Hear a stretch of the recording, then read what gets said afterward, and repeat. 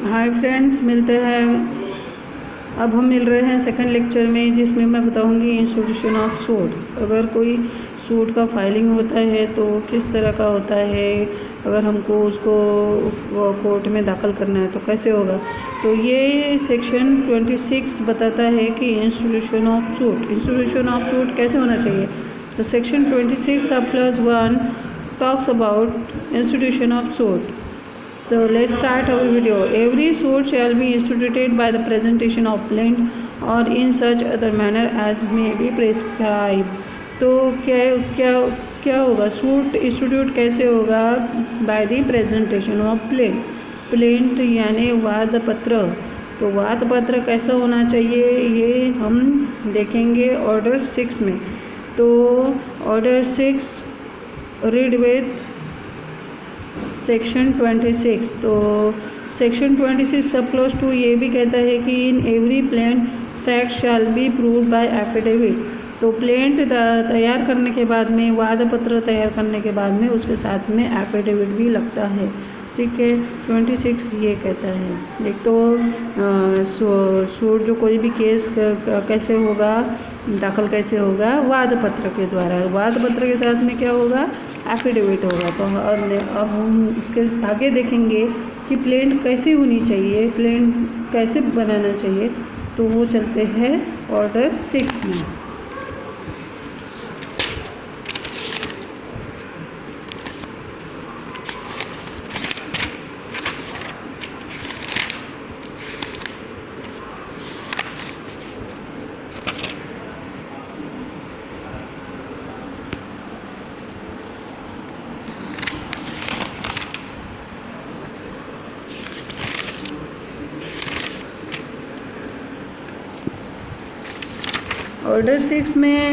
Order 6 में कहा गया है कि प्लीडिंग कैसे होनी चाहिए। प्लीडिंग का मतलब क्या है? प्लीडिंग शाल मीन्स प्लेंट और रिटन स्टेटमेंट।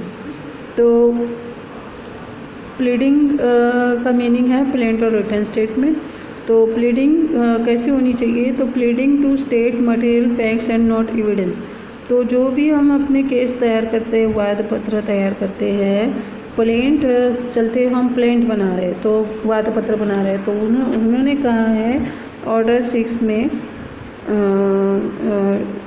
ऑर्डर 6 रूल 2 में उन्होंने कहा है कि pleading to state material facts and not evidence. तो हमने सिर्फ मटेरियल फैक्ट्स को यहाँ पे प्रेजेंट करना है, एविडेंस को प्रेजेंट नहीं करना है। Every pleading shall contains only a statement in a concise form of the material facts on which the party pleadings relies for his claim or defense, as the case may be, but not the evidence by which they are to be proved। ठीक है, उन्होंने सिर्फ facts बताना चाहिए। फिर order 6 का rule 2 sub clause 2 कहता है every pleading shall when necessary be divided to paragraph में होनी चाहिए। प्लीडिंग जो भी प्लेंट हम तैयार कर रहे हैं उसमें जो भी प्लीडिंग कर रहे हैं वो नंबर वाइज होनी चाहिए, पैराग्राफ वाइज होना चाहिए। ठीक है, और सेपरेट पैराग्राफ में होनी चाहिए। उसमें डेट्स मेंशन होनी चाहिए, सम्स एंड नंबर्स होने चाहिए। Shall be express in pleading in figures as well as in words. ठीक है, उसके बाद में उन्होंने कहा है कि प्लीडिंग साइन होनी चाहिए, पार्टी के साइन होने चाहिए जो हम प्लीडिंग तैयार करेंगे। Every pleading shall be, every pleading में मतलब प्लेंट भी आ गया, रिटन स्टेटमेंट भी आ गया। जो भी प्लेंट बनाएंगे हम उसको पार्टी के साइन होने चाहिए और उसके प्लीडर के साइन होने चाहिए। ठीक है, प्रोवाइजो कहता है ऑर्डर 6 रूल 14 का कि अगर party provide that where a party pleading is by reason of absence और for other good cause unable to sign the pleading, it may be sign by any person duly authorised by him to sign the same और to sue और defend on his representative character में अगर होगा तो वो representative जो भी वो भी उसकी प्लीडिंग को साइन कर सकता है, ऐसा उन्होंने कहा है। ठीक है, चलो प्लीडिंग तैयार हो गई, अपनी प्लेंट तैयार हो गई, फाइनली साइन भी हो गई। तो उसके बाद में क्या होगा, ये उन्होंने कहा है कि every pleading and file by party shall accompanied by statement in the prescribed form sign as provided in rule 14 regard the address of the party. तो प्लीडिंग में क्या है, पहले एड्रेस पार्टी जो पार्टी प्लेंटिव करके वो प्लेंटिव का address होना चाहिए और उसको सच एड्रेस टू बी वो रजिस्टर्ड एड्रेस माना जाएगा। ठीक है, रजिस्टर्ड एड्रेस माना जाएगा। फिर जो डिफेंडेंट का भी एड्रेस उसमें प्रॉपर होना चाहिए, क्योंकि उसको नोटिस जाता है सर्विस ऑफ एनी प्रोसेस में भी effected upon a party is registered address in all hospital through such party resided there. ठीक है, तो ऐसा है कि फिर उसके बाद में होगा कि प्लीडिंग में वेरिफिकेशन ऑफ प्लीडिंग, लास्ट में पैरा में क्या होगा कि वेरिफिकेशन ऑफ प्लीडिंग रहेगा कि हम कहेंगे कि वी वेरीफाइड, जो लास्ट प्लेंट के आखिर में वेरिफिकेशन का हेडिंग देना पड़ेगा सेंटर में, और उसमें वेरीफाई करना पड़ेगा हमको कि जो भी हम पैराग्राफ यहाँ पे लिखे हैं वो एक्वेंटेड है with the and I am acquainted with the facts of the case. ठीक है, और फिर उसको साइन होना चाहिए, डेट होना चाहिए, प्लेस का मेंशन होना चाहिए इनका एक। और वेरिफिकेशन हो गया, पूरी कंप्लीट हो गई, हमारा प्लेंट कंप्लीट हो गया। उसके बाद में उसके साथ में एफिडेविट लगाएंगे, affidavit in support of the pleading. ठीक है, प्लीडिंग के साथ में एफिडेविट लगेगा इन सपोर्ट ऑफ द प्लीडिंग। उसके बाद में हम बताएंगे ऑर्डर 7। ऑर्डर 7 कहता है कि प्लेंट में हमने किस तरह से पार्टिकुलर्स कौन से होने चाहिए।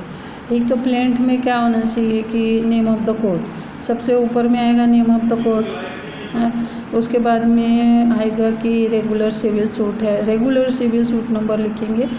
उसके नेक्स्ट हम लिखेंगे कि नेम लिखेंगे, डिस्क्रिप्शन लिखेंगे, मतलब नेम लिखेंगे, उसका एज लिखेंगे, ऑक्यूपेशन लिखेंगे एंड डिस्क्रिप्शन लिखेंगे उसके बारे में, और place of residence of the plaintiff इतना लगेंगे। वो होने के बाद में वर्सेस लिखेंगे, वर्सेस के बाद में उसका जो डिफेंडेंट का नेम एंड डिस्क्रिप्शन है, प्लेस ऑफ रेसिडेंस लिखेंगे।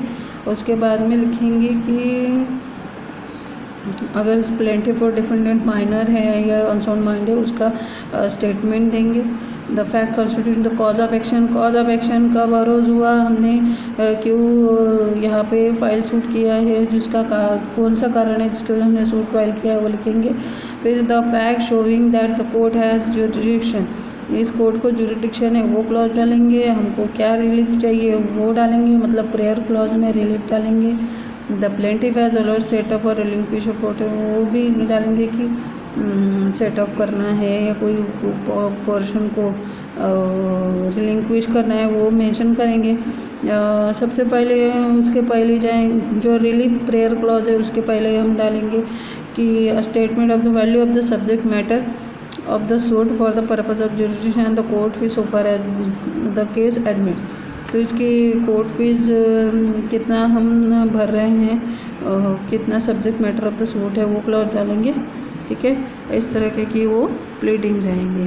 ठीक है, प्लेंट बनेगा। तो मैं आपको प्लेंट का प्रैक्टिकल फॉर्मेट दिखा देती हूँ, एफिडेविट कैसे बनाते हैं, वेरिफिकेशन कैसे बनाते हैं, एफिडेविट कैसे बनाते हैं मैं आपको दिखाया। देखिए ये कोर्ट का नेम आ गया, सिविल सूट नंबर आ गया, प्लेंटिफ आ गया, वर्सेस डिफेंडेंट आ गया, डिफेंडेंट प्लेंटिफ का एज लिखना, ऑक्यूपेशन लिखना है, एड्रेस लिखना है, यहाँ पे वर्सेस डिफेंडेंट लिखना है, नाम लिखना है, एड्रेस लिखना है।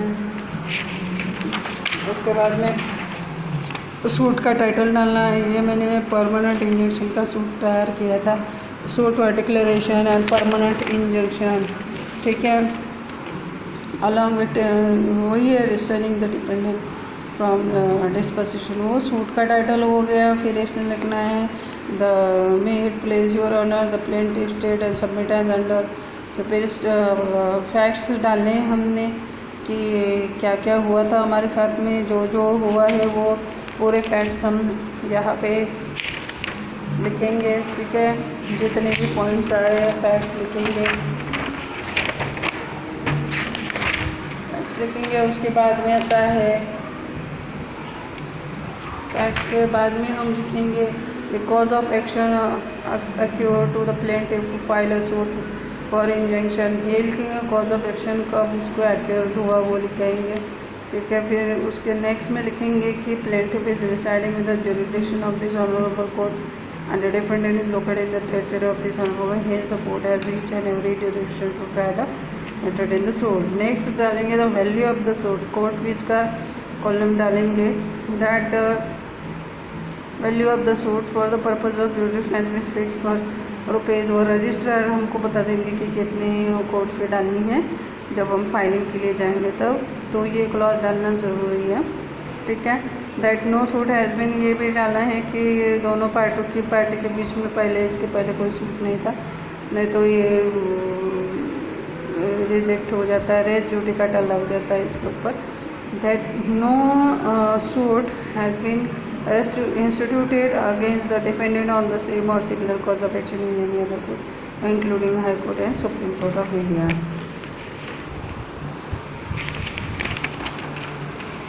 उसके बाद में लास्ट आता है प्रेयर का क्लॉज। तो प्रेयर में बताएंगे कि हम क्या चाहते हैं एक्चुअल में, ठीक है। इसमें हम प्रेयर क्लॉज लिखेंगे, प्रेयर लिखने के बाद में प्लेस लिखेंगे, डेट लिखेंगे और प्लेंटिफ थ्रू एडवोकेट, यहाँ पे प्लेंटिफ की सिग्नेचर आएगी, एडवोकेट की सिग्नेचर आएगी। फिर वेरिफिकेशन क्लॉज डालेंगे, वेरिफिकेशन क्लॉज आई लिखेंगे, सारा कुछ लिखेंगे। फिर अपने प्लेस लिखेंगे, जो ये verify that the content of the above plaint for parameter 1 to 12 are true and correct to the best of my knowledge and belief, ऐसे वेरिफिकेशन लिखेंगे। प्लेस लिखेंगे, प्लेंटिफ प्लेस लिखेंगे, डेट प्लेस लिखेंगे, नीचे डेट लिखेंगे, ये गलती से हुआ है तो प्लेंटिफ इधर राइट साइड में आएगा, प्लेंटिफ की सिग्नेचर आएगी। उसके बाद में क्या आएगा, affidavit along with the pleadings. तो इसमें ऊपर कोर्ट का नेम आएगा, रेगुलर सिविल सूट नंबर आएगा, पार्टीज़ के नेम आएंगे, इसमें डिटेल लिखने की ज़रूरत नहीं है। जो प्लेंटिफ और सेटिफिकेट लिखेंगे, एफिडेविट लिखेंगे, इसमें लिखेंगे आई प्लेंटिफ का नाम लिखेंगे, do hereby solemnly affirm and declare as under that the accompanying plaint has been drafted under my instruction for the sake of brevity. The content of the plaint are not being reproduced herein under in this affidavit. However, the contents of the plaint may kindly be read as part and parcel of the affidavit. Next, लिखेंगे that the content of paras 1 to 7 of the plaint are correct and true to the best of my knowledge, and paras 8 to 13 are believed to be correct in legal advice given by the counsel. Next, लिखेंगे that I further solemnly affirm and declare that the contents of this affidavit of mine are correct and true, and no part of it is false, and nothing material has been concealed herein. The affidavit is along with solemn affirmation. तो ये छोटा सा clause solemn affirmation का है। यहाँ पे place आएगा, date आएगा, ठीक है। यहाँ पे डिपोनेंट की सिग्नेचर आएगी।